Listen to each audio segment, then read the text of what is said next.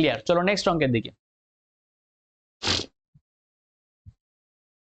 এ একটি বই বি কে 15% লাভে বি ওই বইটি সি কে 20% লাভে 690 টাকায় বিক্রি করে। তাহলে এ ওই বইটি কত টাকায় কিনলো?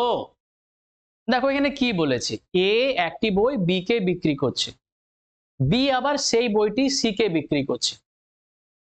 এ বি কে 15% লাভে বিক্রি করছে, বি সি কে 20% লাভে বিক্রি করছে। সি সেই বইটা কিনছে ক টাকায়? সি সেই বইটা যেটা কিনছে সেটা কিনছে 690 টাকায়। তাহলে কোশ্চেন চেয়েছে এ ওই বইটা ক টাকায় কিনেছিল। দেখো এখানে আমাদের কি চেয়েছে, শেষেরটা বলে দেওয়া আছে, একদম ফার্স্টের দিকে আমাদের যেতে বলছে।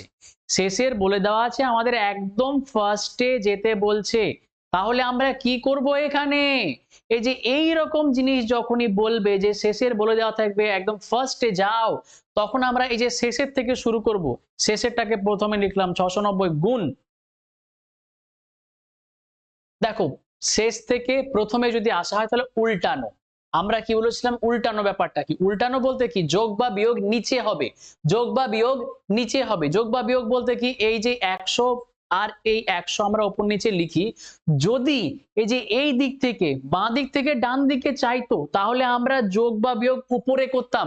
উল্টানো, ডান মানে শেষ দিক থেকে প্রথমের দিকে আসছি, শুরুর দিকে আসছি, তাহলে আমাদের নিচে যোগ বা বিয়োগ হবে। এবার এখানে যোগ করব না বিয়োগ করব? অবশ্যই যোগ করব, তার কারণ এখানে লাভ আছে, গুণ। প্রথম স্টেপ কমপ্লিট। সেকেন্ড স্টেপেও আমরা তাই করব, 100 বাই এখানেও দেখো নিচে যোগ 15 আছে, দ্যাট ইজ 115 যোগ করব, কেন? লাভ, তার জন্য।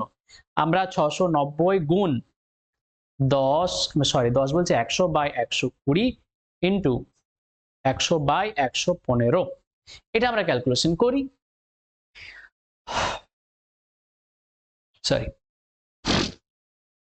যদি এটা আমরা ক্যালকুলেশন করি, এটা কাটলাম এটা কাটলাম, আমরা 3 দিয়ে কাটি, 3 4 12, 3 দিয়ে কাটি, এটা হচ্ছে 23, আমরা এটা দিয়ে কাটি, এটা 5 দিয়ে, এটা হয়ে গেল, এটা 5 দিয়ে কাটি, এটা 4 বলছি, 5 দিয়ে কাটি, এটা হচ্ছে 20, এটা আমরা 4 5 20, এটা আমরা 5 পেয়ে গেলাম, আর 5 ইন্টু 100 দ্যাট ইজ 500।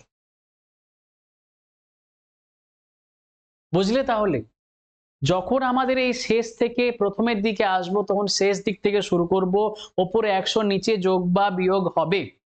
যোগ বা বিয়োগ হবে আমরা কি করে বুঝলাম? যখন লাভ থাকবে তাহলে আমরা যোগ, যদি ক্ষতি থাকে তাহলে